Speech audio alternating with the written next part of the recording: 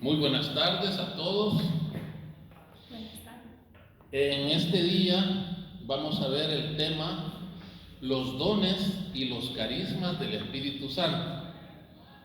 Vamos a comenzar en el nombre del Padre, del Hijo y del Espíritu Santo. Amén.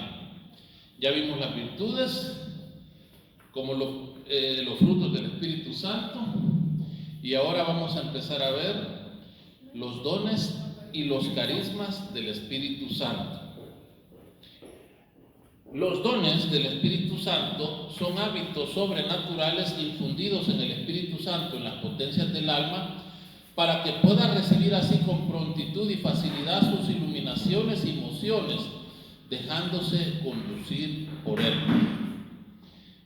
¿Se entiende la definición? Son hábitos sobrenaturales infundidos por el Espíritu Santo en las potencias del alma para que pueda recibir así con prontitud y facilidad sus iluminaciones y mociones, dejándose conducir por él.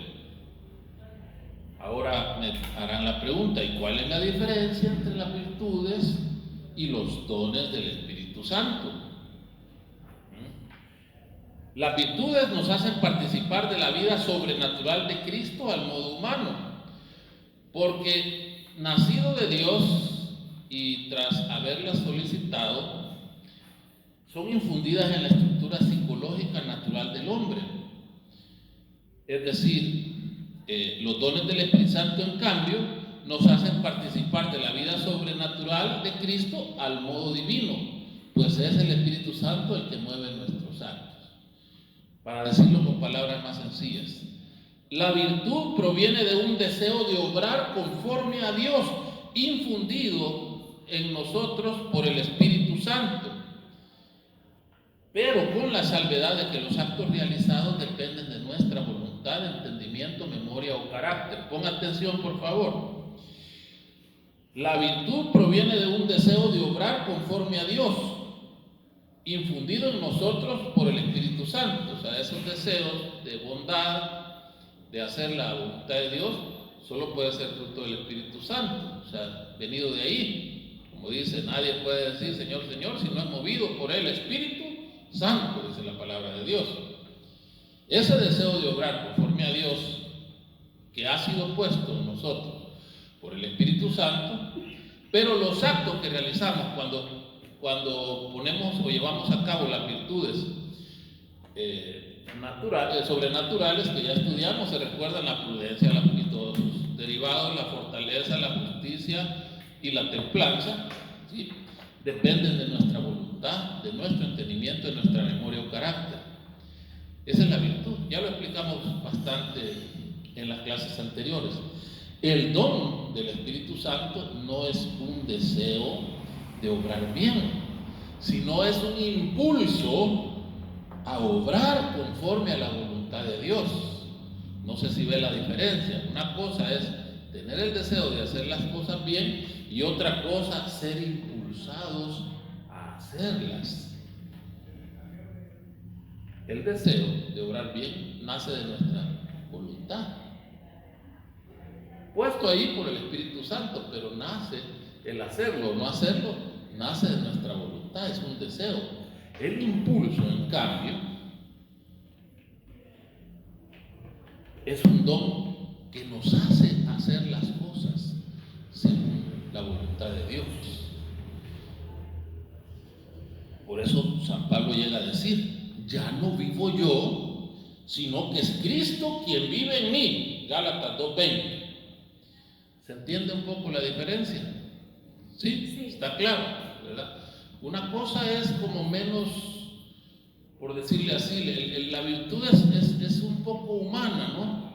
Aunque nace de la fe, es puesta el deseo ahí por el Espíritu Santo, pero al final nosotros decidimos obrar. En el don es diferente. Lo que pone Dios ahí es un impulso a obrar, y nosotros obramos, ya no movidos por nuestra voluntad, sino por ese impulso puesto por Dios en nosotros. Y así podemos llegar a decir: ya no soy yo quien vivo, no soy yo quien decido, no soy yo quien, es Cristo que vive en mí.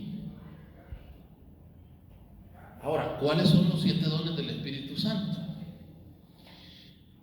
La tradición de la iglesia siempre ha reconocido como los dones del Espíritu Santo los 7 dones que el profeta Isaías predijo reposarían sobre el Mesías esperado.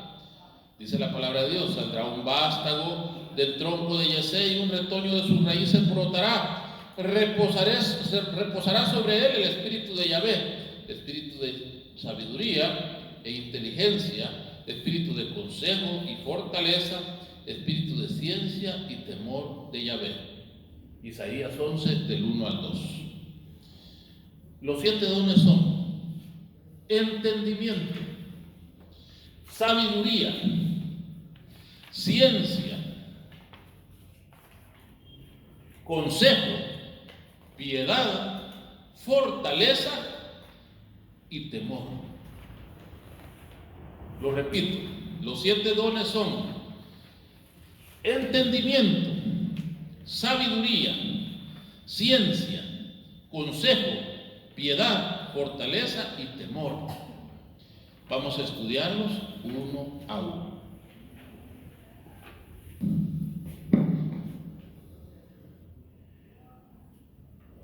Don del entendimiento. El entendimiento es el don que nos permite penetrar en la verdad de Dios. Y esto no tiene nada que ver, cuando oímos nosotros la palabra entendimiento, inmediatamente lo relacionamos con inteligencia. No. En este caso, el don de entendimiento es un don que nos permite penetrar la verdad de Dios. No tiene nada que ver con un coeficiente intelectual, ya que una persona puede poseer una enorme inteligencia, pero eso no asegura que sea capaz de penetrar las verdades divinas, ya que para ello es menester, como decía San Agustín, creer para entender y entender para creer. Y lo podemos ver actualmente. En la época actual, ustedes pueden darse cuenta que hay muchos ateos que son muy preparados. Yo conozco ateos que saben muchísimo más de la doctrina de la Iglesia Católica o del cristianismo que los mismos cristianos.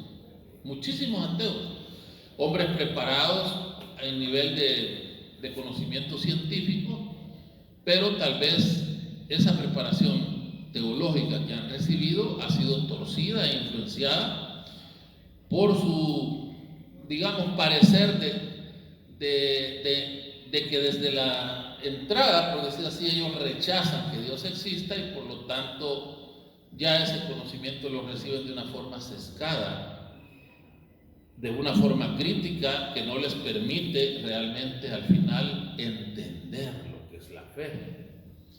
Ahora, ellos pueden tener ese conocimiento, pero el conocimiento que tienen, lo que acabamos de decir de este don, no les vale para entender. O sea, aquí me gusta a mí siempre poner un ejemplo de cuando confesaba el santo cura de Ars, San Juan María Vianney. San Juan María Vianney es el santo patrono de los sacerdotes diocesanos. Su fiesta se celebra en el mes de agosto. Era un sacerdote que salía mal en los exámenes del seminario y bueno, al fin, después de tantas veces que no salió bien, logró graduarse. Pero lo mandaron a un pueblo escondido ahí en medio de las montañas en Francia que se llamaba Ars. Por eso se llama el santo cura de Ars, porque ahí fue párroco. O sea, intelectualmente no era una lumbrera el padre, el santo cura de Ars. Y entonces dice usted, ¿por qué es el santo patrono de los sacerdotes diocesanos? La fama del santo cura de Ars, cuando confesaba, era tan grande que tuvieron en todas las estaciones de trenes, porque es un santo de los principios del siglo XX, en todas las estaciones de trenes de Francia tuvieron que poner la boletería que vendía tiquetes para todos los destinos adentro de Francia, y a la par otra caseta que era la boletería donde tú podías comprar los boletos para ir a Ars. Todo el mundo en Francia y de afuera del mundo, de fuera de Francia, perdón, era tal la fama del sacerdote que todos querían irse a confesar con él. Y hay infinidad de anécdotas e historias sobre este santo cura. Dicen que cuando él ya iba a morir, estaba con una gran fiebre. El médico dijo a los habitantes del pueblo de Ars: la única esperanza de tal vez poder salvarlo es que bajáramos un poco la temperatura del ambiente. Pero ¿cómo hacemos eso? ¿Sabe qué hicieron los parroquianos de Ars? Empezaron a mojar las sábanas de sus casas y las tiraban al techo y las quitaban y ponían otra y las quitaban y ponían otra, con el solo afán de salvarle la vida a su párroco. Por eso él es el santo patrono de los sacerdotes diocesanos, que son los párrocos, porque la gente llegó a amar tanto a su sacerdote que hizo cosas como esa. Pero regresando al tema del entendimiento, parece ser que hubo un hombre muy preparado, con conocimiento de cosas de teología y también conocimiento de cosas de ciencia, y que dijo: yo voy a rebatir todo lo que dicen del santo cura de Ars, quiero darle una platicadita con él y le voy a demostrar que Dios no existe. Y se embarcó, subió al tren y se fue para Ars. Cuando llegó a la parroquia, a la iglesita donde confesaba el cura, San Juan María Vianney, va viendo una cola como de 2 cuadras. Podrán imaginar la cola que tenía el sacerdote para confesar a la gente. Híjole, dijo así. Bueno, llegó ahí y preguntó con el sacristán: mire, yo quiero hablar con el sacerdote, con don Juan María Vianney. Fíjese que él ahorita está confesando. La única manera de que usted pueda pasar es que usted haga fila. Le digo: porque no le recomiendo esperar una audiencia con él, le dice, porque él confiesa 12 horas al día. Esa es una de las señales por lo cual sabemos también que la fuerza donde le venía el sacerdote, aparte de dar misa y otras cosas, casi no dormía, entregado a Dios. Pues lo que le quiero decir, dijo él, pues, pero mire, le dijo: yo soy fulano de tal, tengo tantos títulos, soy doctor, doy clases en la universidad y sí, le dijo el sacristán que lo atendía: hay bastante como usted así, ahí está haciendo cola, y solo vaya a hacer cola, dijo el hombre, como soberbio, como muchos que, tristemente, muchos santos son así. Bueno, dijo: ya vine de tan lejos, no voy a hacer cola. Hizo la cola, y ahí pasó horas, al fin llegó. Cuando llegó donde el santo cura de Ars, le dijo: mire, don Juan María, quiero demostrarle que Dios no existe y tengo 5 preguntas que quiero que usted me conteste. Le dije así. Mira, le dijo: yo aquí estoy confesándole, no estoy contestando preguntas, le dijo. Así que dale paso al que viene atrás. No, pero mira, he hecho cola horas, que no sé qué. Bueno, yo te puedo contestar, pero primero te confiesas. Y entonces dijo el hombre: este sacerdote, dijo así: voy a hacer el mate como que me confieso, dijo, y después de confesarme, así voy a poder hablar con él. Y entonces, bueno, le dijo: sí, me voy a confesar. Y viene San Juan María Vianney y le dice: bueno, antes que nada tienes que arrepentirte de esto, de esto, de esto, de esto y de esto. Y le empieza a decir una lista de pecados a ese hombre que él mismo ya había olvidado. Y el hombre empieza a llorar, y lo absuelve, ¿verdad? Y termina la confesión. A ver, ¿cuáles eran tus preguntas? Le dice. Ya no tengo ninguna, le dijo. Ya no tengo ninguna. Entonces, se entiende lo que es el don del entendimiento. La diferencia entre lo que el hombre cree que es entender con el entendimiento según el don del Espíritu Santo. La carta a los Corintios, la primera carta a los Corintios, en el capítulo 1, oiga lo que dice San Pablo.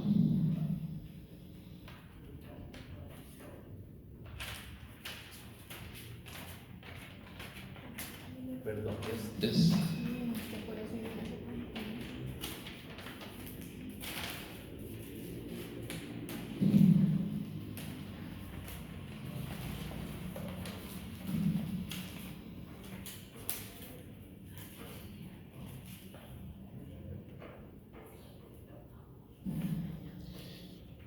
me es más fácil, perdón, lo voy a buscar en el celular. Tengo los dedos que no logro separar las páginas. Busquémoslo aquí. La carta de San Pablo a los Corintios. Fíjense bien, qué linda la sabiduría de Dios.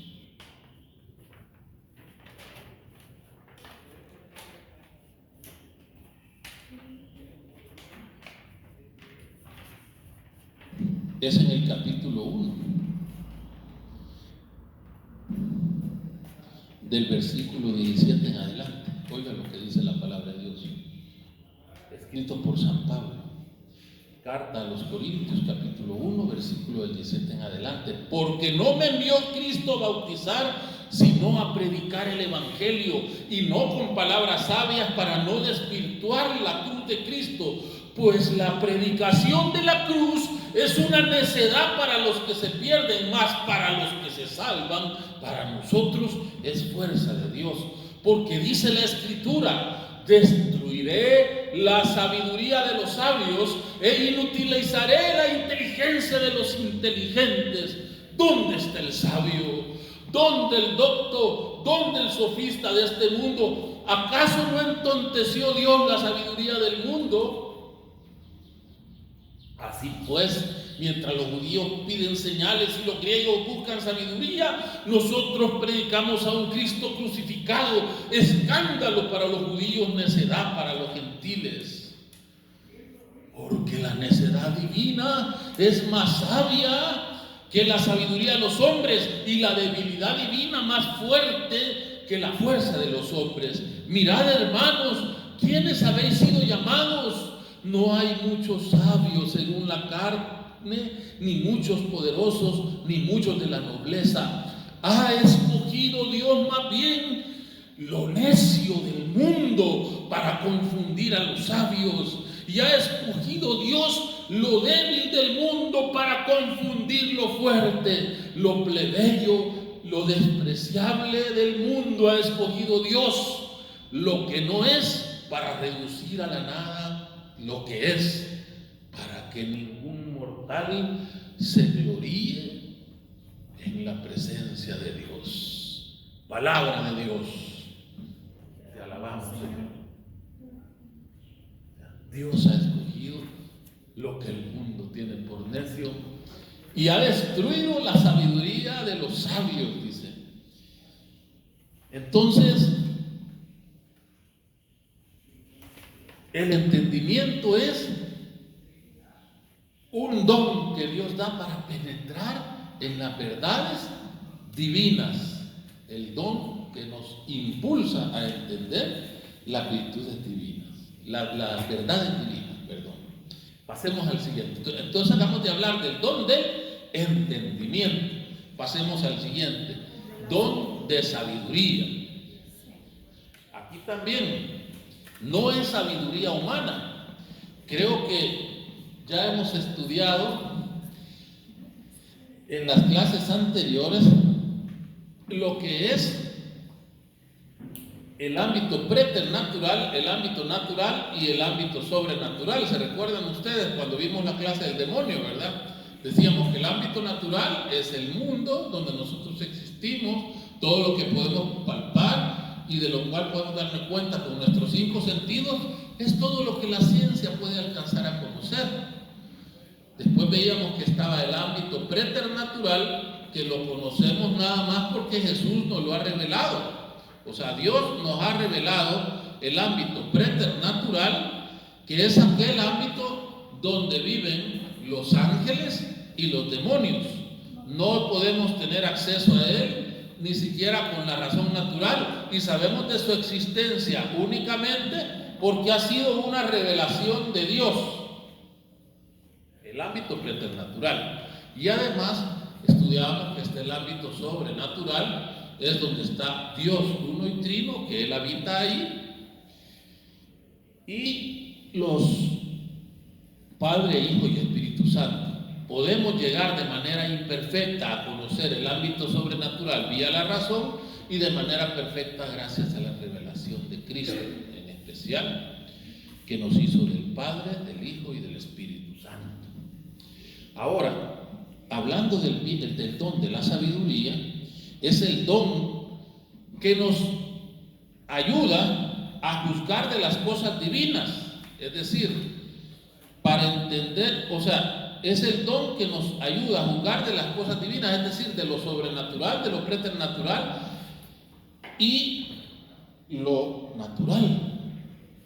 Nos ayuda a saber diferenciar cuando es algo venido de Dios, o es venido del diablo, o es venido del hombre. Eso no es algo fácil. Creo que antes ya en una clase les puse un poco de estos ejemplos. Supóngase que va a realizar una celebración en su parroquia y que usted está muy enfermo y el médico le ha aconsejado reposo. Estando usted en esta circunstancia, lo visita una persona y le dice: vamos a la vigilia, ahí lo va a sanar el Señor. El médico ya le dijo a usted que debe guardar reposo y que lo mejor es que se esté en su casa, pero viene alguien y le dice: vamos, te invito a la vigilia, ahí el Señor te va a sanar. Aquí existen tres posibilidades. La primera es que la invitación venga de Dios y que usted pueda decir sí, y efectivamente al llegar a la vigilia, en una oración, el Señor lo sana. La otra posibilidad, la segunda, es que la invitación provenga de un engaño de Satanás, que tal vez la persona que lo invite, él tiene fe que Dios lo va a sanar, pero está siendo usado por el demonio, porque lo que va a pasar es que usted se va a poner peor, y de repente al ponerse peor, su fe en el Señor se va a debilitar y se va a apartar de Dios, que ese es todo el objetivo que busca Satanás cuando hace lo que hace, apartar de Dios. Y la tercera alternativa que podría pasar es que esa invitación nada más provenga de un deseo egoísta de la persona que lo invitó, que no quiere asistir sin compañía a esa vigilia, no importándole que usted se pueda poner peor. El poder discernir cuál de estas tres posibilidades es la verdadera, en eso consiste el don de la sabiduría. No es fácil. Muchas veces viene una persona: fíjese el Señor, fíjese hermano, que yo soñé, miren, con que Dios me hablaba y la Virgen esto y esto. Mucha gente me ha acercado a mí con eso. Ay, eso puede ser una alucinación del hombre, ¿verdad? Puede ser un fanatismo de él, que anda creyendo en cosas que no son. Puede ser un sueño también, en el cual se le está mostrando una revelación. O puede ser un engaño del diablo para hacerle creer tonterías. De hecho, Santa Teresa de Jesús y San Juan de la Cruz decía que uno de los lugares donde el diablo tiene más caldo de cultivo para engañar a las personas es en las visiones imaginarias o sueños. Personalmente, yo he conocido personas que han tenido sueños que yo no tengo la menor duda que son sueños que Dios se los ha puesto. Mi esposa, ella ha tenido sueños que no tengo la menor duda que fue un mensaje de Dios. Pero así he tenido un montón también de personas que creen que Dios les habla por sueños, y es pura locura, ¿verdad? O sea, si no es cosa de Satanás, ¿verdad? Entonces, De hecho, hay que tener cuidado mucho con esto. Tristemente, la irracionalidad de la fe protestante propicia que este tipo de cosas se den, porque ellos dicen: Dios me habló. Yo no dudo que Dios te puede hablar con una palabra. Dios no piensa, pero a veces el tomar la Biblia, como hacen muchos, vamos a ver qué Dios quiere decir conmigo, dice la gente, ¿verdad? Agarran la Biblia y la abren así, y está el primer versículo que miran, esto es lo que Dios quiere de mí. Y puede ser que esa misma cita la estén interpretando por la conveniencia de interpretarla de una manera y no como realmente la deberían de interpretar. Las más de las veces esas son tonterías, pues. No es así como Dios habla. Sin embargo, puede hablarnos de maneras así también, ¿verdad? Personas que van y de repente ven la Biblia, ¡pum!, cabalga, y es cosa de Dios.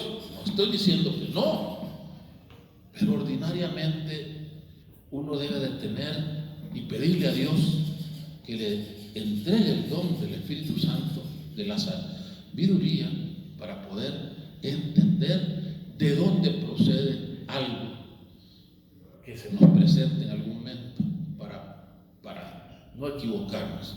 Si procede del diablo, si procede de Dios, o procede nada más de una voluntad del hombre o la persona que nos está proponiendo algo. Es un don, por eso tan bueno. Muchos teólogos dicen que la sabiduría es Jesús. O sea, el libro de la sabiduría es Jesús, porque Él es la verdad. O sea, que cuando Salomón hablaba de la sabiduría, sin él saberlo, estaba hablando del verbo encarnado, porque la palabra es Jesús. Así lo de San Juan: al principio existía la palabra y la palabra era Dios. O sea, Jesús. O sea, la catedral, hay catedrales de iglesias que se llaman Santa Sofía, para los que ustedes no sabían. Sofía quiere decir sabiduría, santa sabiduría.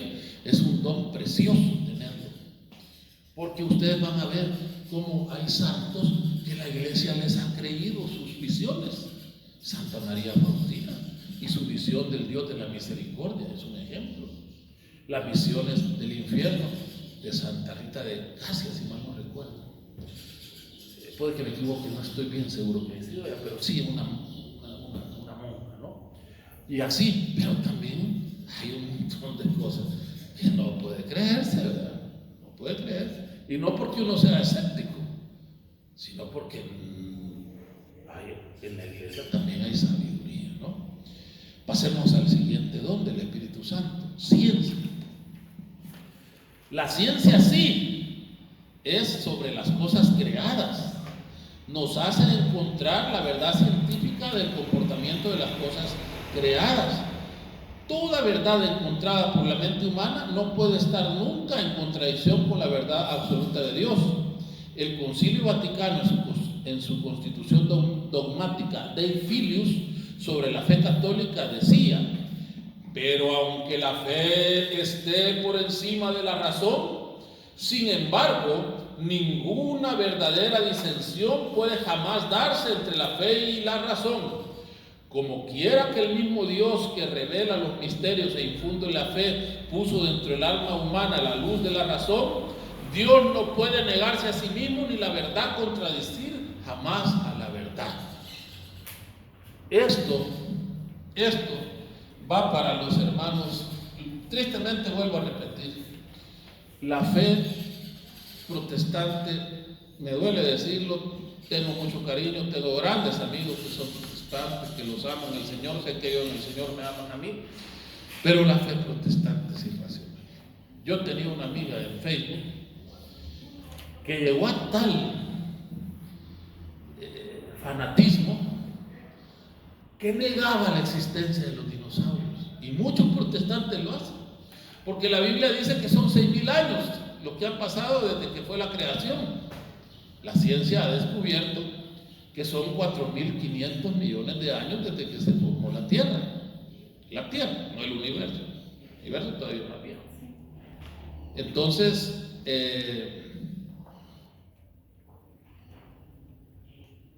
y hay protestantes que niegan la existencia de los dinosaurios porque no están en la Biblia, en Génesis.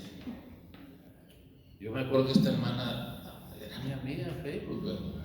Y yo le dije, mire, váyase al río Tomayate, ahí por Apopa, le dije. Ahí están las excavaciones de un montón de mamuts, le dije. Ahí puede comprobar con sus propios ojos que hay animales prehistóricos que tienen más tiempo de haber aparecido que lo que tiene la Tierra. Perdón, creo que me equivoqué con el dato. 14.500 millones de años es la edad del universo y 5.000 millones de años la edad de la Tierra. Perdón por el error, pero estaba en otro tema, como dice. Lo que les quiero decir es que esos son datos bastante consistentes y bien investigados por los científicos. Otro dato es la evolución. La Iglesia deja a criterio de cada quien en creer o no en la evolución, porque aunque ya hay algunos, se ha comprobado que algunas especies, como ciertas especies de hormigas, pueden tener una evolución y cambios en su cuerpo, digamos, con el transcurso de nuevas generaciones que van surgiendo. Sin embargo, todavía la teoría de la evolución no ha sido totalmente probada. Pero, si a mí me preguntan, como Gustavo Ernesto Vega, que me gusta mucho estudiar y todo eso, la teoría es la más plausible. O sea, los seres vivos han ido evolucionando desde el inicio de la creación hasta el día de hoy. Como no se ha comprobado todavía la teoría con un nivel de ciencia, bueno, hasta que no deje de ser una teoría es porque no ha sido comprobada. Por ejemplo, el Big Bang sigue siendo una teoría porque todavía no hay una comprobación exacta de todo, aunque el Big Bang ya está por el descubrimiento de las, ¿cómo le puedo decir?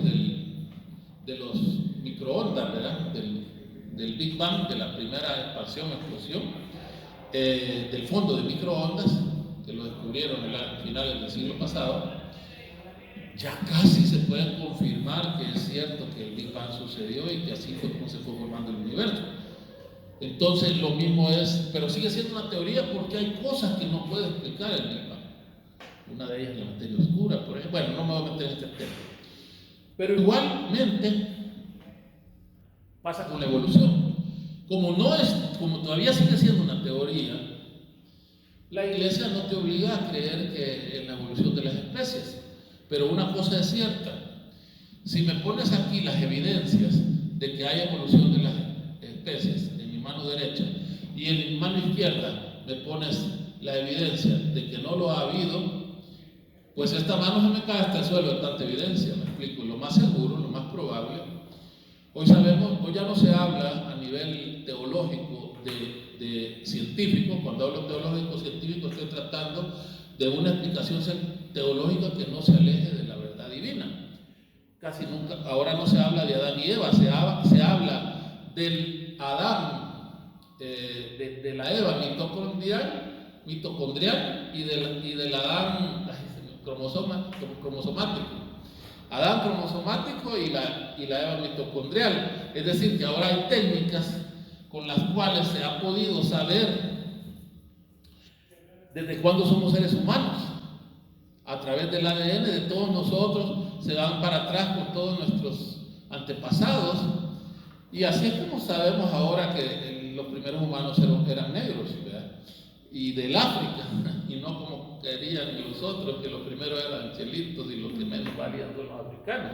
No, los primeros seres humanos nacieron en África, pero yendo por la huella genética que va dejando en cada uno de nosotros y las diferentes comunidades derivadas de cada ancestro, se puede llegar a saber que hubo una primera Eva mitocondrial, es decir, la primera Eva que ya era ser humano, y un Adán cromosomático, es decir, un cromosoma que ya era igual al nuestro.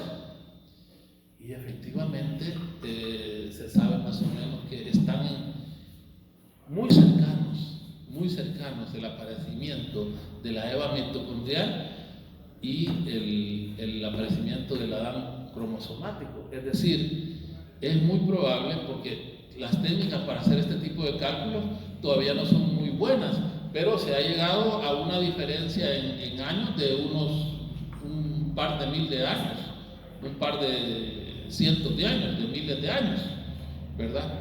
Entonces, pero un par de cientos de años, perdón. Entonces, eso hace pensar que tal vez mejorando las técnicas, que en algún momento hubo una primera mujer y un primer hombre. Bueno, no es que eso sabemos que fue así. O sea, desde que nació la raza humana, pudo haber sido años antes existir la Eva mitocondrial, es decir, la que tenía por decir, el genoma humano ya dentro de ella, en su código genético, y años después aparecer un Adán cromosómico, es decir, un hombre que tuviera todo el genoma humano tal como somos nosotros actualmente. En un momento dado, descendientes de esta Eva, que fue primero la mujer, parece, se tuvieron que haber juntado con Adán. Entonces, es muy probable que entonces, ¿por qué le estoy diciendo todo esto? Porque si se mira desde este punto de vista, ya el ateo no puede decir o rebatir la doctrina del pecado original. No me voy a meter a explicar eso, pero es uno de los temas que más les gusta usar los ateos para votar a los cristianos. Bueno, entonces, no puede la ciencia la ciencia honesta, que va buscando entender la verdad, no puede contradecirse con la fe. No puede contradecirse. Es decir, quien ante una verdad sigue sosteniendo algo que la ciencia ha descubierto fehacientemente que es así, pues ese ya tiene un problema, ¿no? Vean, ese tiene un problema. El caso era, por ejemplo, la iglesia poco a poco ha ido enseñando que toda la doctrina de la creación del Génesis no contradice el Big Bang. Por decirlo así, si ustedes leen el prefacio o el prólogo de la Biblia latinoamericana, ahí explica eso. ¿Pudo haber sido Dios? Bueno, yo les pregunto, para nosotros un día son 24 horas, ¿sí o no? ¿Por qué son 24 horas para nosotros un día? Porque el hombre sabe que después de que la vuelta le da la Tierra en su rotación, aparece el Sol y la Luna, ¿no? Entonces, medimos los hombres y dijimos, esto es un día. Ahora, cuando Dios creó el universo, ¿existía la Tierra? No. O sea, Dios no podía decir un día es lo que tarda la Tierra en dar la vuelta a sí misma, a la rotación. No podía, ¿no? O sea, cuando la Biblia habla de un día, no necesariamente es un día como nosotros lo pensamos. Un día para Dios puede ser 1000 años, 2000, 3000, 100.000 años, ¿no? Entonces, perfectamente encaja el hecho de que hubo necesidad de un comienzo en el universo con el relato de Génesis. Claro, literalmente no tenemos que entender Génesis como algo que nos explica cómo se formó el universo. Génesis nos explica cómo el hombre conoció a Dios, a qué está destinado, cuál era el plan de Dios y la caída. Y por qué en el inicio, con todos esos acontecimientos que se narran, propició desde entonces la venida de nuestro Señor Jesucristo. Entonces, se entiende, ¿verdad?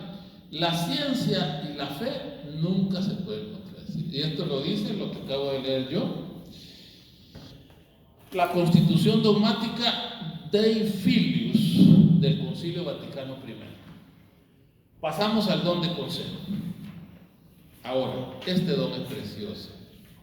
Aquí, en este don, es donde, como decimos, las personas que han sido mentores de otros se elevan gracias a este don. Dice. El don de consejo nos sirve para la conducta práctica. Nos ayuda a ordenar según la voluntad de Dios la conducta práctica del que nos solicita orientación o asesoramiento. Si hay algo tan difícil, imagínense que ustedes fueran vendedores de carros nuevos. Yo creo que si ustedes trabajaran en alguna de las empresas que venden carros nuevos a lo largo de todo el mundo, el gerente general de ventas lo primero que les va a enseñar es a decirles: sepan la gran responsabilidad que cae sobre ustedes cada vez que ustedes encienden un carro y lo van a mostrar. Están manejando un carro nuevo. O sea, que van a chocar un carro nuevo, sabe lo que le va a costar al dueño de la empresa.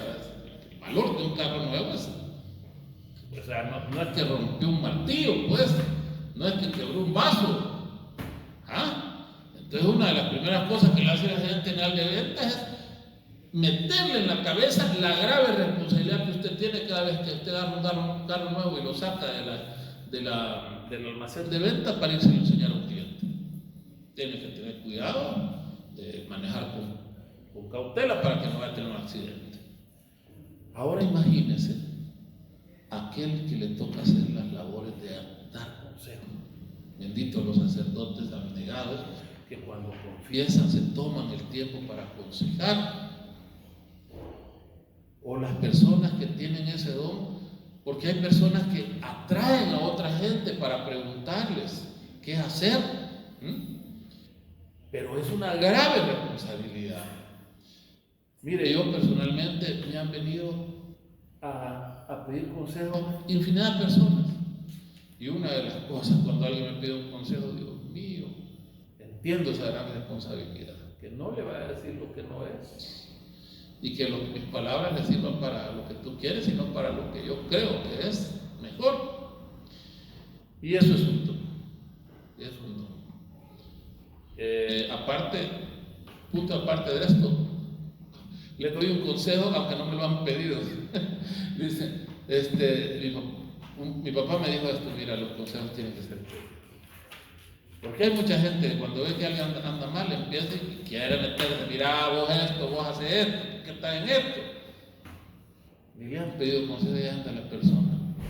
Eso está bien para su grupo familiar, ¿verdad? Porque su hijo, ni modo, no va a dejar que descarríe usted viéndolo, esperando que le pida consejo. Si los hipotes a los papás es los últimos que les preguntan, díganme a mí, ¿verdad?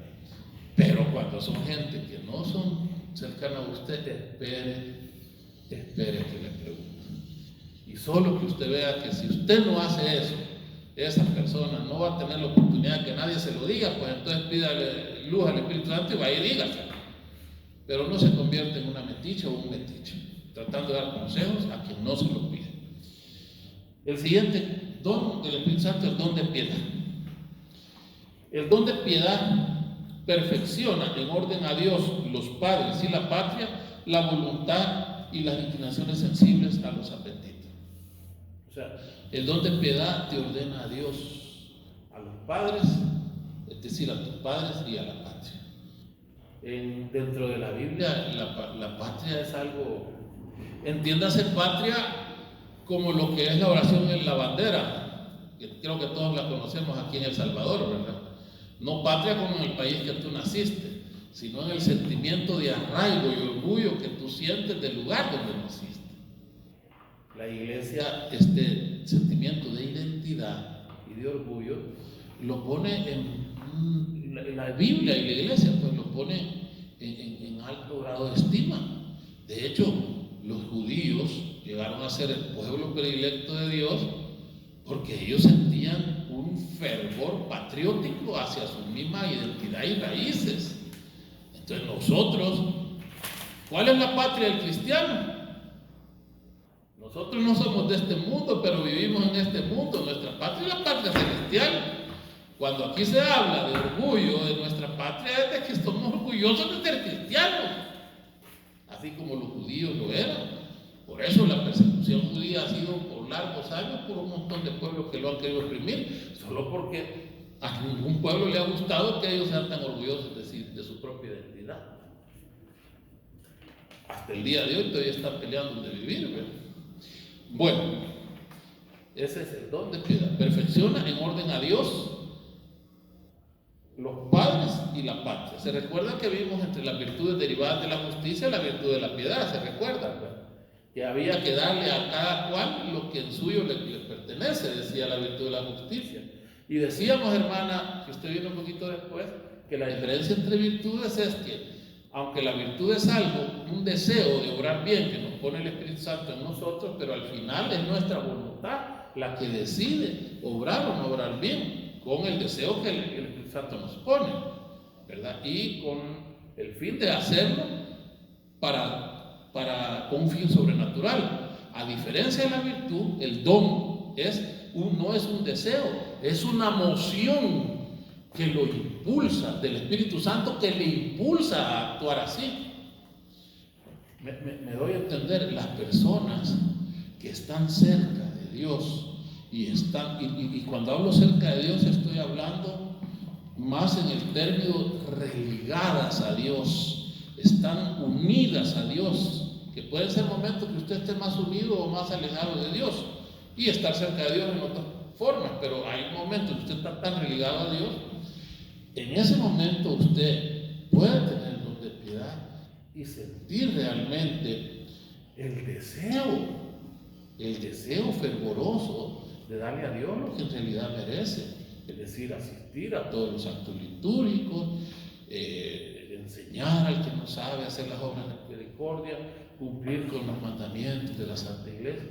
Es algo que le nace, no como a veces pasa, que por ahí va la virtud, por ejemplo. No tenemos muchas ganas de ir a misa, pero no, vamos a poner la fuerza nuestra y vamos a misa, ¿verdad? Y está cumplido.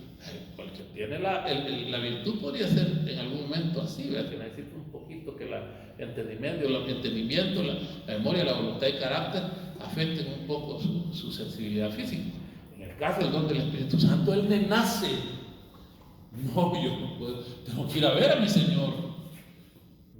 Mi mamá, por ejemplo, que es la coordinadora del Ministerio de Intercesión, yo a veces digo, pasaba horas, a mi madre le decían callos en las rodillas, horas hincada, no le estoy mintiendo, callos en las rodillas, y de repente va al Santísimo y pasa ella sola en el Calvario, la iglesia del Calvario, no sé a qué horas, que las 5 creo que iba, ¿verdad? Y pasaba horas cantándole ella sola al Señor. Pasa, lo que le pasaba así, pasa. Y para ella eso es lo más lindo. Yo no le digo que no sea lindo, pero eso no puede ser nacido de su voluntad. Eso no es que usted es un deseo de hacerlo nada más. Hay algo adentro que la hace que haga las cosas, porque le siente gusto, que no podemos entender de otra manera. Lo mismo que los santos. Las historias de todos los santos están plagadas de ejemplos de esa manera. Bueno, el salmista dice, hasta las golondrinas entran a tus atrios, dice, yo solo ahí quiero estar. O sea, ¿quién puede entrar a tu santuario para adorar? En la Biblia hay muchos ejemplos.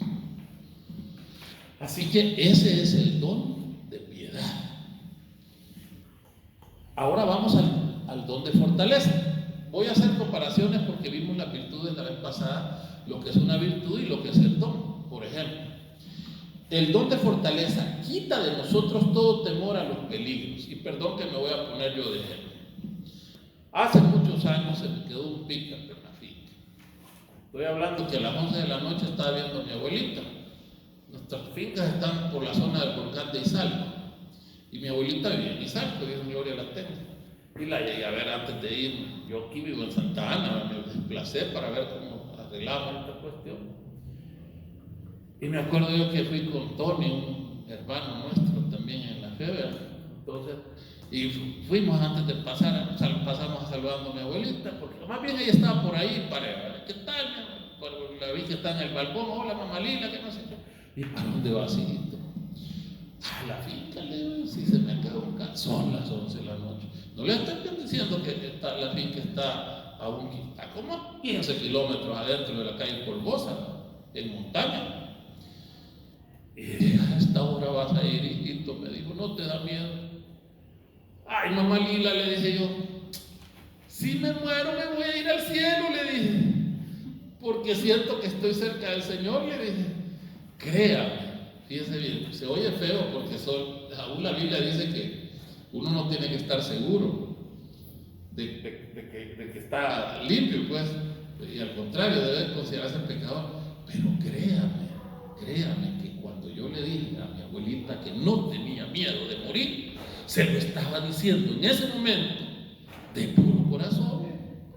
O sea, no tenía el menor temor de lo que me pasara porque sentía que Cristo me iba a abrazar si me moría o lo que me hiciera. O sea, sé que en cierta manera esto puede hacer pensar a algunos de manera irresponsable, no trato que eso pase, ¿no? Pero sí, lo que trato de enseñar en sí es que verdaderamente yo tenía un sentimiento que años después no me atrevería, me falta fe. Hoy me dicen, no, y ya hay mañana llego, les digo, ay, dormí por ahí, echarle llave al carro que quedó, ay, mañana te iba a ayudar. Me doy a entender la diferencia. El don es una cosa diferente. O sea, yo estaba feliz. Mi vida es Cristo y el morir es ganancia, dice Pablo, ¿no? Y finalmente el temor, el don de temor. El don de temor es el que, perdón que me meta un poco siempre a meter cosas de los hermanos protestantes o los ateos. Pero bueno, para gloria de Dios, ya algunos ateos están viendo no sabían que era virtud sobrenatural y natural y ya les pasé el video, estaban ahí con dudas porque empezaron a hablar que podían haber ateos buenos y yo, bueno, la virtud natural es una cosa y la sobrenatural es otra. Me empiezan a preguntar un montón de cosas y lo que hice fue mandarles el video. O sea que es bueno, pues Dios está hablando por ahí también. Lo que les quiero decir es que muchos de ellos, los ateos, nos atacan. Ve qué bonito es que es un Dios porque no te va a mandar al infierno. Que Dios es amor, pero si no lo aceptaste vas al infierno. Ve qué buen Dios el que tenés. Nos atacan mucho por eso. Y les enseñan desde pequeños a tener temor a Dios. Momento. De ahí es otro tema. Tú que nos creaste sin nuestro consentimiento, no querrás salvarnos sin nuestro consentimiento. Dios no nos castiga, somos nosotros los que decidimos vivir privados de Dios. Y es que el infierno es al final la privación de la presencia beatífica de Dios. Solo imagínense que a usted le han dicho, por poner un ejemplo, esto es un poquito fuera del tema, pero le pongo un ejemplo. Mire, si te mueres, ahí vas a llevar a un lugar donde van a haber sorbetes de los que a vos más te gustan. Vas a comer las comidas más ricas. Solo Tomás House te vamos a dar de carne, con mantequilla y romero. Y te vamos a dar chorizos y te vamos a dar lo mejor de los mariscos bien preparados y todo eso. Ahora, si no crees, como tú no vas a querer ir porque es tu decisión, allá te van a dar solo pan y agua, ¿verdad? Entonces, que se muere. Y no creyó, y ya está tomando pan y agua, pero ahora ya sabe porque lo está viendo todo lo que están comiendo los otros. Eso no es algo sufrimiento de eso. El infierno es eso. Llegas y te das cuenta todas las grandes y cosas lindas que van a vivir los que creyeron en Dios. Jesús puso la parábola de Apulón. La parábola de Apulón, se recuerda, y del pordiosero Lázaro. Apulón se daba cuenta dónde estaba Moisés y Elías y les suplicaba que se mojaran con la lengua un dedo para aliviarle el tormento. O sea, es que el infierno va a hacer eso. Tú vas a darte cuenta de lo que te perdiste. Lo que les pasa a los hombres que dejan a la mujer buena por andar con una loca y después cuando ya recapacita, Dios mío, ponte el oro y cuida el bronce. Entonces, bueno, eso para responder un poco a los ateos, o sea, es una decisión propia y el tormento procede, lógicamente, de la imposibilidad de acceder a Dios en una reversión que se vuelve irreversible por culpa, una responsabilidad muy del que la decide, ¿no? Hay un tormento, sí lo hay, pero procede de eso.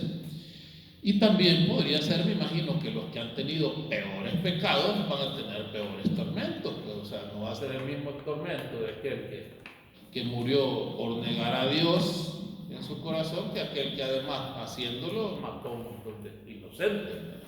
Ese, me imagino que será todavía peor, ¿verdad? Por eso se habla de otros tipos de ejemplos. Claro, en la Biblia que también hay tormentos, pero al final la decisión es propia. Y si tú eres ateo y decidiste no creer en Dios, pero eso fue algo que nació de una conciencia sana y recta en la cual, por más que le diste vuelta, no fuiste capaz de creer, es posible hasta que llegues al cielo y veas que esté en el infierno hasta el sacerdote. No sabemos. O sea, la iglesia nunca dice quién está en el infierno. Lo que sí dice es por lo que te puedes ir al infierno. Y por eso lo predicamos, porque no queremos que te vayas al infierno. Ahora, revisando el tema del temor de Dios, ¿cuál es el temor de Dios? Es temor a perder la amistad con Dios. Ese es el temor.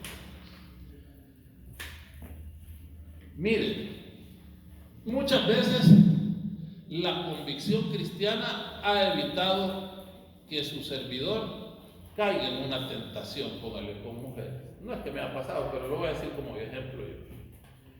Otras veces puede ser porque estoy fuerte espiritualmente. Otras veces que Dios no lo ha permitido, que yo estoy, que solo me empujan y me caigo, pero la otra persona me dice no. Y otra razón, que es muy fuerte, cuando me acuerdo como mi esposa conmigo. Yo no le puedo hacer, yo no quisiera perder mi amistad con mi esposa.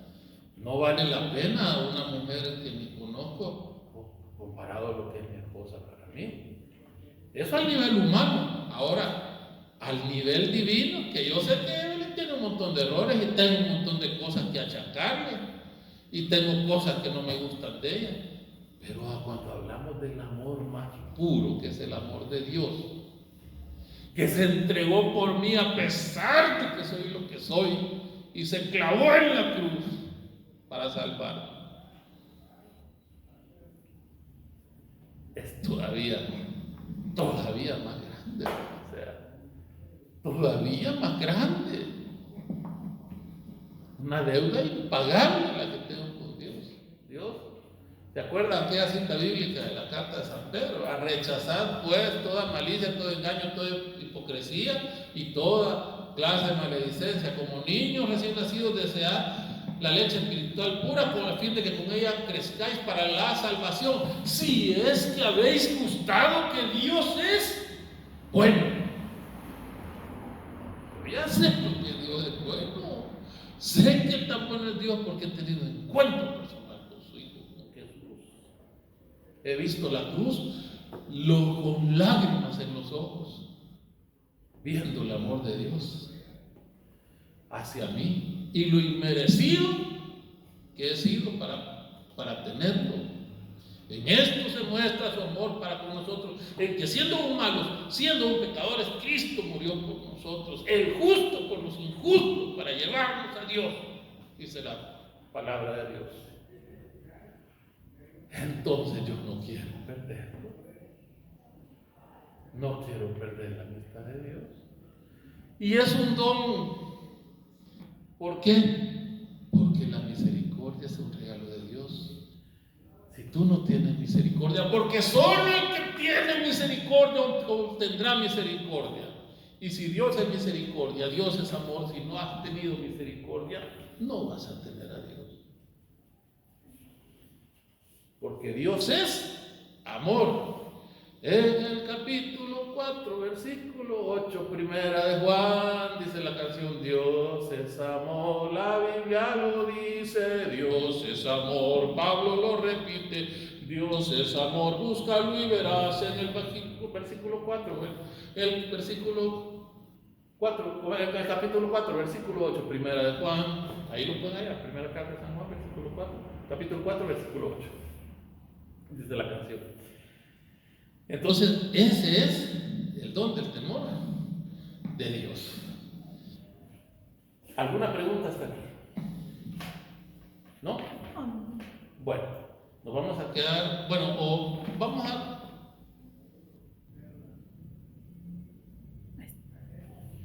Bueno, pasemos al otro tema que vamos a ver esta vez. Los carismas del Espíritu Santo. La palabra carisma viene del griego charismata, charis o charis, que quiere decir dones de gracia, regalos gratuitos. Existen varias definiciones de carisma. En 3 de ellas son las siguientes. Por ejemplo, el padre Pedro Gil dice, son manifestaciones del Espíritu para provecho común. El Catecismo de la Iglesia Católica define los carismas así. Son gracias del Espíritu Santo que tienen directa o indirectamente una utilidad eclesial. Los carismas están ordenados a la edificación de la Iglesia, al bien de los hombres y a las necesidades del mundo. Es el numeral 799 del Catecismo de la Iglesia Católica, si lo quieren ir a revisar. Y hay una definición tercera que hemos plasmado en este libro que dice, son gracias especiales mediante las cuales los fieles quedan preparados y dispuestos a asumir diversas tareas o ministerios que contribuyen a renovar y construir más y más la iglesia. Vamos a ver. Manifestaciones del Espíritu para hecho común, dice. Los carismas están ordenados a la edificación de la iglesia, dice el Catecismo. Son gracias especiales mediante los cuales los fieles quedan preparados para asumir diversas tareas o ministerios y renovar y construir más y más la iglesia. Las 3 definiciones confluyen en una sola cosa. Los carismas son gracias especiales que son para edificar la iglesia. ¿Y quién es la iglesia? El cuerpo de Cristo, dice Pablo. Cristo la cabeza y nosotros somos la iglesia, su cuerpo. Entonces, y dice, la mano no le puede decir al pie no te necesito. Todos tenemos algún carisma.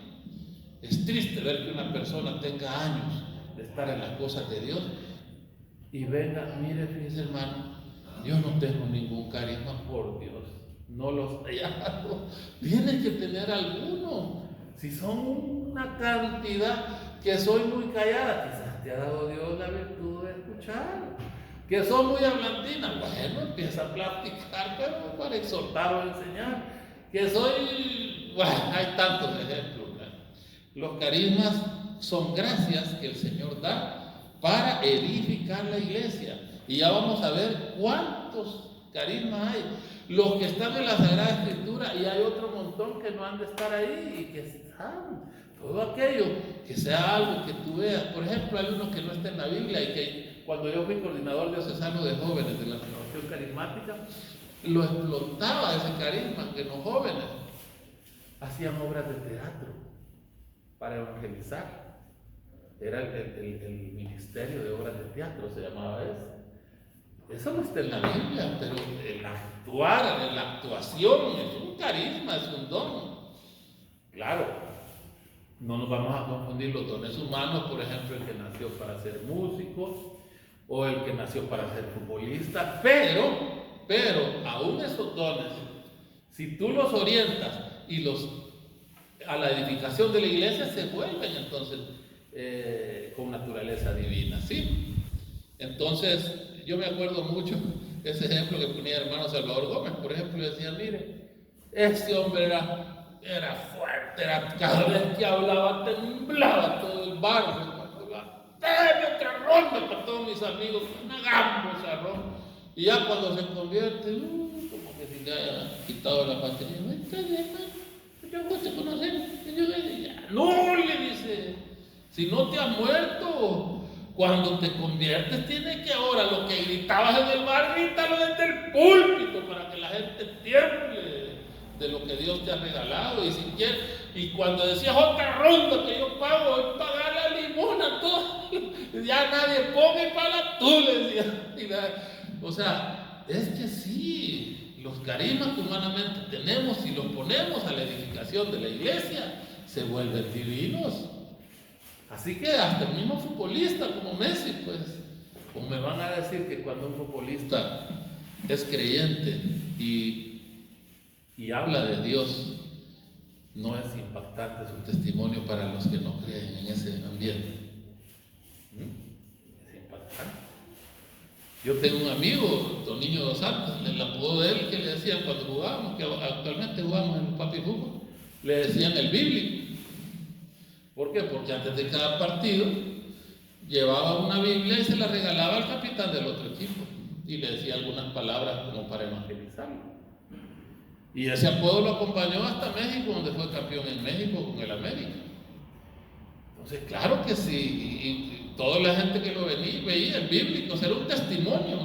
O sea, entonces, bueno, regresando, ¿cuál es la diferencia entre don y carisma?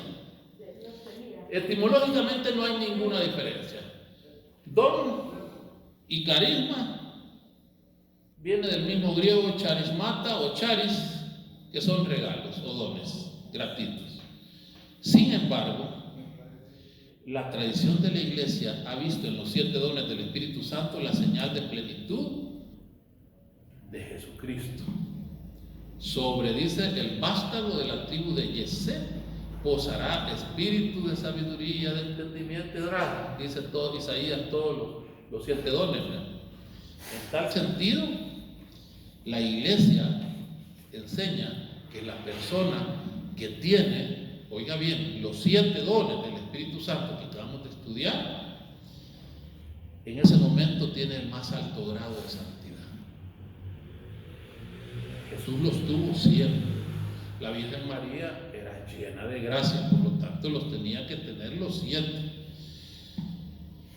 De hecho, San Agustín decía a los recién bautizados: alegraos pues no solo habéis sido bautizados, sino que habéis sido hechos Cristo. Sois el mismo Cristo. Como el niño o la persona que está recién bautizada, en ese momento se le perdonan todos los pecados. En ese momento habéis sido convertido en Cristo.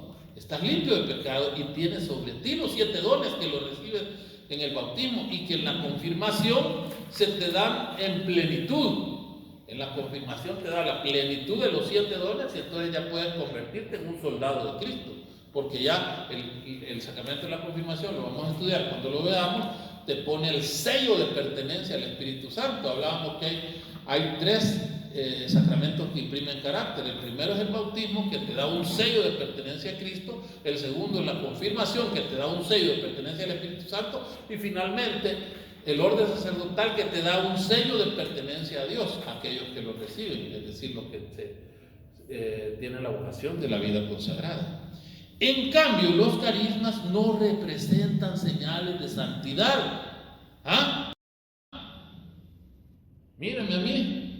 Aquí estoy predicando, y si me oye cantar, le va a gustar como canto. Y si me pone, bueno, no estoy predicando, aquí estoy enseñando que es un carisma. Y si me pone a predicar, tengo la capacidad regalada por el Señor para gloria de Él, de dar una charla que quebrante corazones. Pero saben que todos ustedes saben que soy un pecador. Yo no soy un santo, ¿verdad? Trato, pues, pero mi vida, a lo largo de mi vida he tenido errores, ¿no?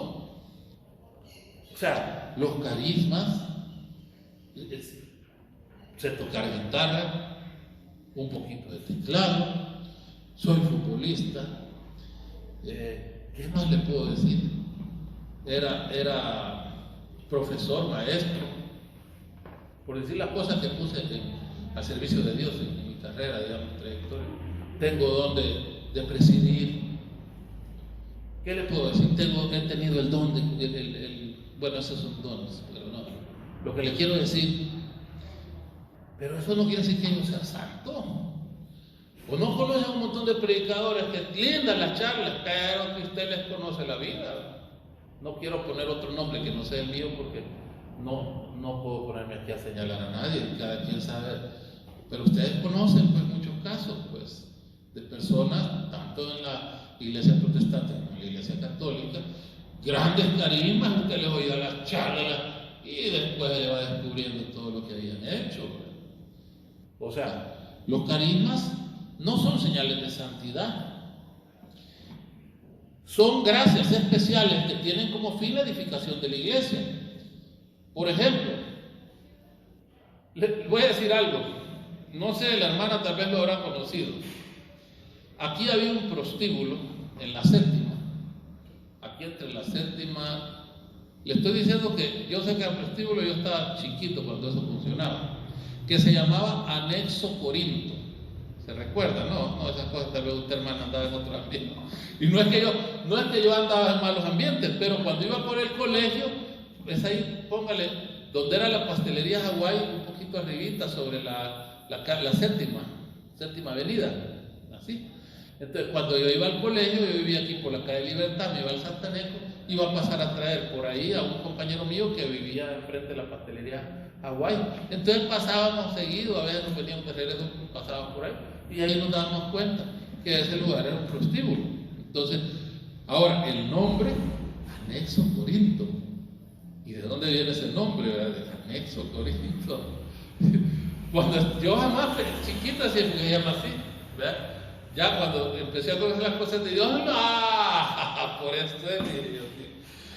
Porque la carta primera a los Corintios, San Pablo la escribe a los Corintios porque tenían un montón de pecados relacionados con cuestiones sexuales, entre ellas incesto y desórdenes, por decirles así. Por eso le pone Anexo Corinto, como que dice a la parte con los corintios, estamos aquí venga a buscar lo que los corintios hacían.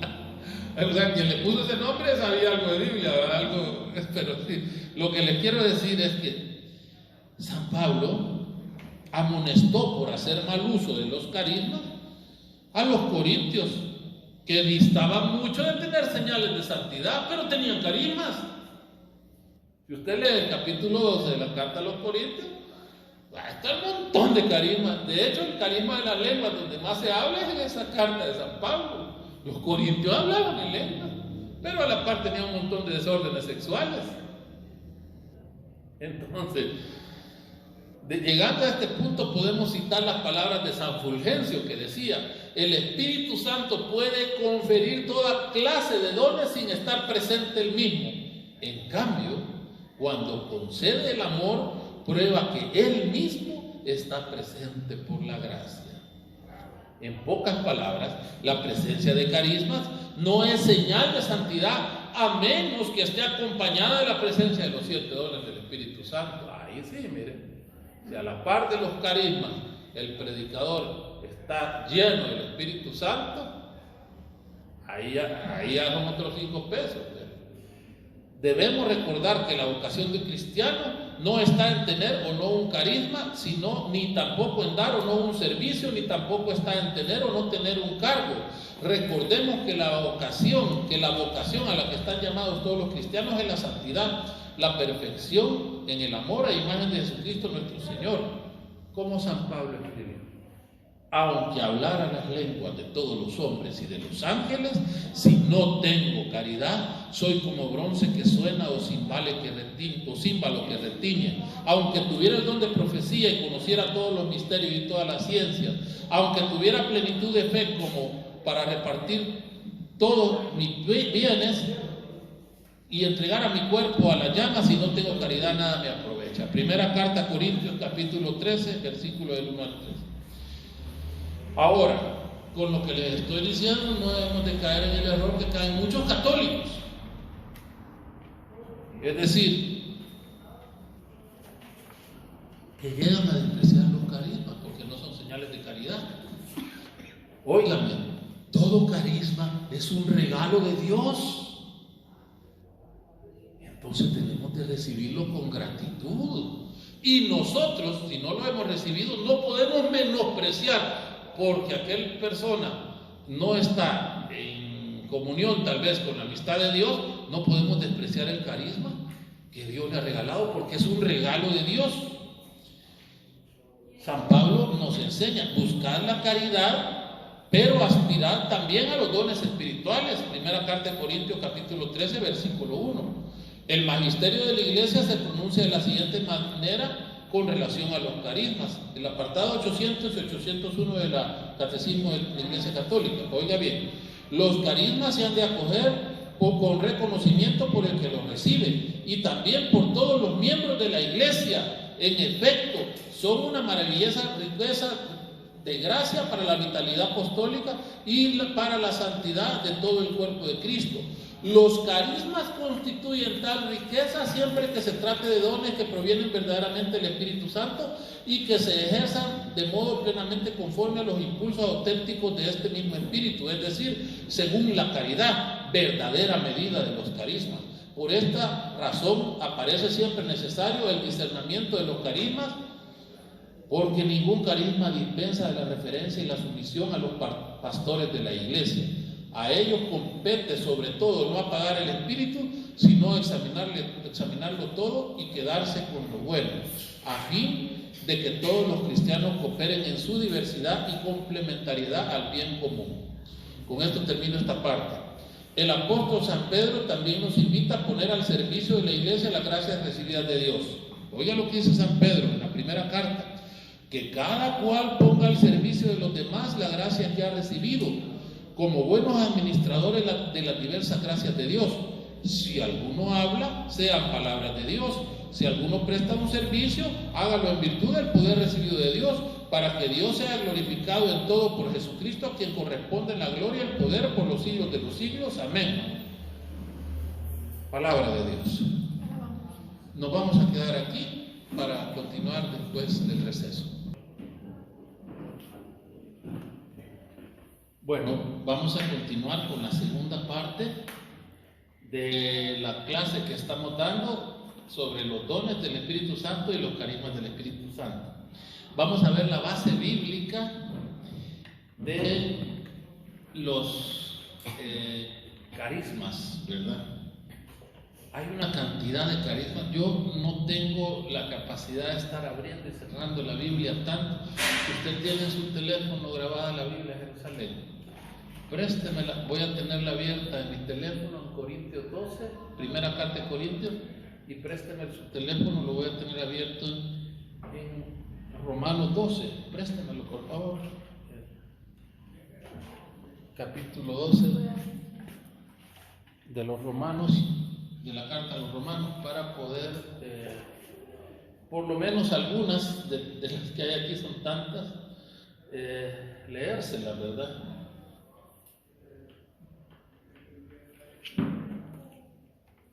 Vamos a ver, permítame, solo hablo Romanos, aquí está, Romanos 12, porque hay otros libros también del Nuevo Testamento que hablan de esto, pero voy a abrir en la Biblia Efesios, que también lo tiene, y así tengo como tres Biblias, como que tuviera tres Biblias abiertas, ¿no? De esa manera, la mayoría de estos citas bíblicas se las voy a poder decir. Las que no pueda, me hacen el favor ustedes de buscarlas en sus casas, ¿verdad? Las que yo no las pueda ir en honor al tiempo, pues, ¿verdad? Ahorita estamos como abriendo Efesios 4, Romanos 12 y 1 Corintios 12, que aquí hay varios de eso, ¿no? Entonces vamos a empezar. Dice: los carismas se pueden dividir desde los más normales, desde los más ordinarios, digamos, sencillos y humildes, hasta los más extraordinarios. No se puede encasillar al Espíritu Santo ni reducir a número sus dones, pero para efectos de estudio exponemos la siguiente agrupación. Vuelvo a repetir, esta es una agrupación de dones que está en la Sagrada Escritura. Como les dije antes, hay otros dones que tal vez no están en la Sagrada Escritura, pero pueden ser explotados para la edificación de la iglesia, ¿verdad? como el que les ponía del ministerio del teatro, ¿no? Entonces, vamos a ver, los carismas pueden dividirse en carismas de apostolado, enseñanza y gobierno. Esa es una. La otra también puede ser carismas de conocimiento y de palabra. La otra es carismas de servicio, otra es carismas de poder y carismas de estado de vida, ¿verdad? Entonces vamos a ver, por ejemplo, alguna cita bíblica que nos explica de los carismas de apostolado, enseñanza y gobierno, ¿verdad? Por ejemplo, ahorita vamos a ver carisma de apóstoles. Primera de Corintios 12, versículo 28, dice: y así los puso Dios en la iglesia, primeramente como apóstoles, ¿ya ven? Primera de Corintios 12, 28. Así los puso, dice, en la iglesia. No está hablando del apóstol, no está hablando de los apóstoles discípulos de Jesús. Está hablando, ¿por qué digo esto? Porque muchos hermanos separados dicen que ya no hay apóstoles. Claramente, desde el sentido, por decir estricto de la palabra, entendiendo apóstol como discípulo de Jesús, ya no hay apóstoles. Pero hay un tipo de apóstoles que están en la iglesia, dentro de la iglesia, ¿verdad? La palabra apóstol quiere decir testigo. O sea, un testigo es aquel que da fe de lo que él ha visto, ha oído o ha recibido. Entonces, hay muchas personas que son muy buenas como apóstoles, ¿verdad? Dando fe de lo que han encontrado en la iglesia, dando testimonio. Entonces dice, 1 Corintios 12, 28, y así los puso Dios en la iglesia primeramente como apóstoles. De ahí sigue en qué otra forma. También como apóstoles, Efesios 4, 11 dice, Efesios 4, 11 dice, y fue también Él quien constituyó a unos apóstoles, a otros, y sigue la lista de San Pablo. O sea que dentro de la iglesia hay apóstoles, pueden haber apóstoles, ¿verdad? Profetas, las mismas dos citas, para decirlas de un solo, y pastores, ¿verdad? Nos vamos en las dos citas que acabamos de leer, ¿verdad? Dice, decíamos Efesios 4:11, dice, y fue también Él quien constituyó a unos apóstoles y a otros profetas. Y en el 12:28, 1 Corintios, y así los puso en la iglesia, primeramente como apóstoles y en segundo lugar como profetas, ¿verdad? Y Corintios 12 dice, en tercer lugar como maestros, maestros, mira, aquí está también maestros, ¿verdad? Y luego los milagros, luego el don de curaciones, de asistencia, gobierno y diversidad de lenguas. Y aquí Efesios 4 dice, ¿verdad? 4 del 11 en adelante, del 7 en adelante, a cada uno de nosotros. ¿Saben qué voy a hacer mejor? Les voy a leer las citas bíblicas completas y después los leemos aquí, porque así les va a ser como más fácil, ¿no? Por ejemplo, leamos Efesios capítulo 4 del 7 en adelante. A cada uno de nosotros, sin embargo, le ha sido dada la gracia según la medida del don de Cristo. Por eso dice la Escritura, al subir a lo alto llevó consigo cautivos, repartió dones a los hombres. Salmo 68, 19. Esto de subió no quiere decir que también bajó a regiones inferiores de la tierra. Y el que bajó es el mismo que ha subido a lo alto de los cielos para llenarlo todo. Y fue también Él quien constituyó a unos apóstoles, a otros profetas, a otros evangelistas y a otros pastores y doctores. Capacita así a los creyentes para la tarea del ministerio y para la edificación del cuerpo de Cristo hasta que lleguemos todos a la unidad de la fe y del pleno conocimiento de Dios, hasta que logremos ser hombres perfectos, hasta que consigamos la madurez conforme a la plenitud de Cristo. Palabra de Dios, te alabamos, Señor. Ahora veamos la carta a los romanos. ¿Qué nos dice Pablo en la carta a los romanos? Versículo del 1 bueno, no vamos a saltar uno para no leer nada. Versículo del 4 en adelante. Pues así como nuestro cuerpo es unidad, posee muchos miembros y no desempeñan todos los miembros la misma función. Así también nosotros, siendo muchos, no formamos más que un solo cuerpo en Cristo, siendo cada uno por su parte los unos miembros de los otros.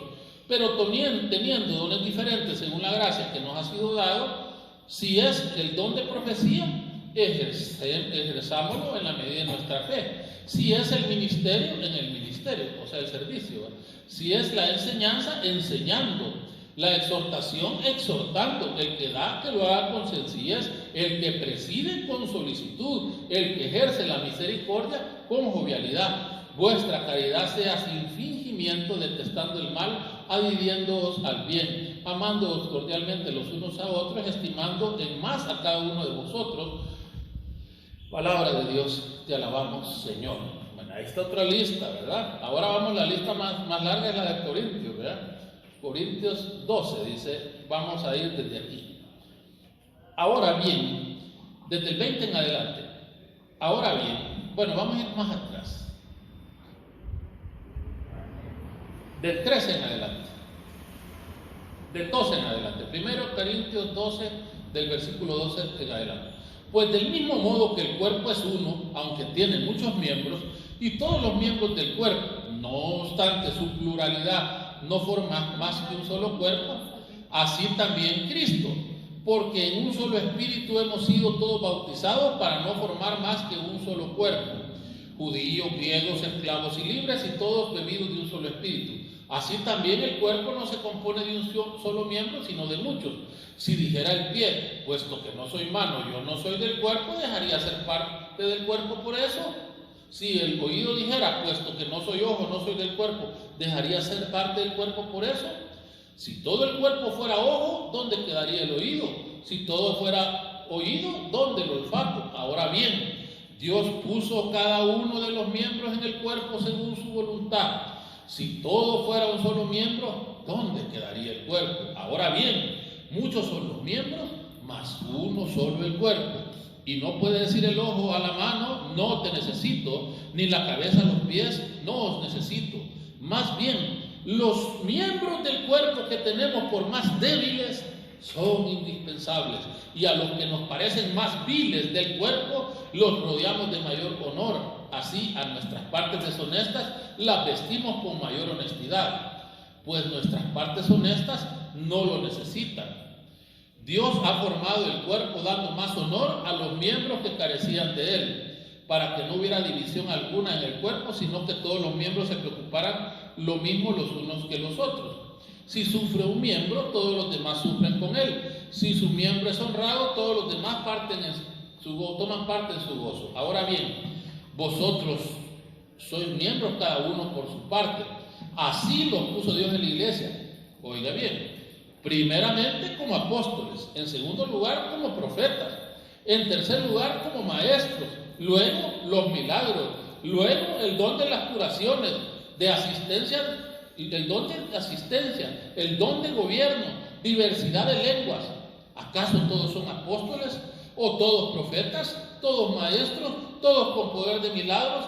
¿Todos con carisma de curaciones? ¿Hablan todos en lengua? ¿Interpretan todos? Aspirad a los carismas superiores, y aún os voy a mostrar un camino más excelente.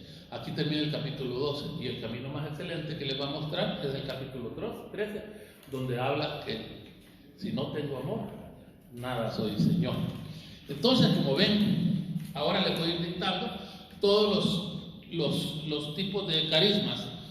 Entre los carismas de apostolado, de enseñanza y gobierno está apóstoles, profetas, maestros, pastores, evangelistas, episcopos, presbíteros y diáconos y diaconías diferentes. Estos que les acabo de dictar son carismas de apostolado y enseñanza. Algunos no están en las citas bíblicas que yo les acabo de decir, pero las pueden encontrar en las que están en el folleto, de Hechos 14, Hechos 15, Hechos 17, Filipenses 1, Tito 1, Primera de Pedro 4. Ahí van a hallar los que no estaban en las citas que les di. Carismas de conocimiento y palabra. Aquí está palabra de profecía, palabra de sabiduría, palabra de conocimiento, revelaciones, penetración de misterios, visiones, discernimiento, xenoglosia, lenguas o glosolalia, interpretación, salmodia.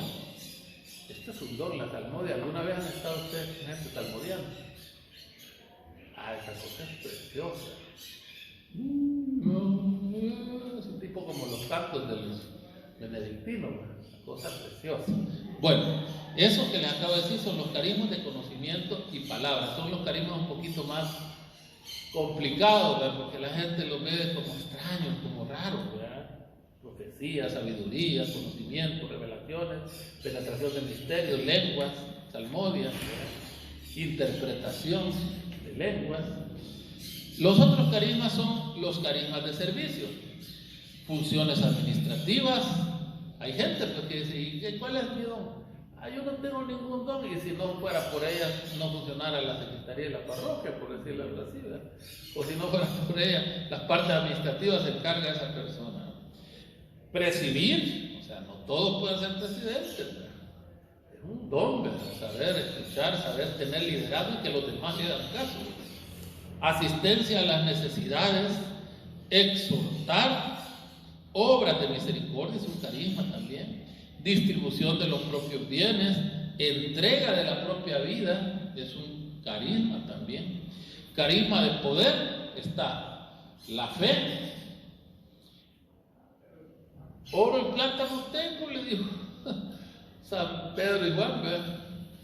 A un cojo de nacimiento. Oro y plata no tengo, lo que tengo te lo doy en el nombre de Jesús, levanta. Y rásquese por la izquierda. Gracias a Dios que no tenía oro y plata, haber dicho el cojo. ¿Qué tal que tiene solo me da un peso? Entonces, curaciones, obras de poder, exorcismos. No todos los sacerdotes pueden ser exorcistas. Tiene que ser alguien que tenga el carisma y que la formación y que además tenga una delegación del Papa o del Obispo. Y finalmente los carismas de estados de vida. Hay muchos que traemos ya el carisma para el matrimonio, así hay otros que lo tienen para la vida consagrada, religiosas, sacerdotes o hermanos diáconos, ¿verdad? Así que esto sería, no sé si alguna duda o que quieran que les ampliara alguno de estos, con mucho gusto, porque prácticamente con eso terminaríamos la clase, a menos que haya algo que ustedes quieren que les explique sobre alguno de estos carismas que les he mencionado.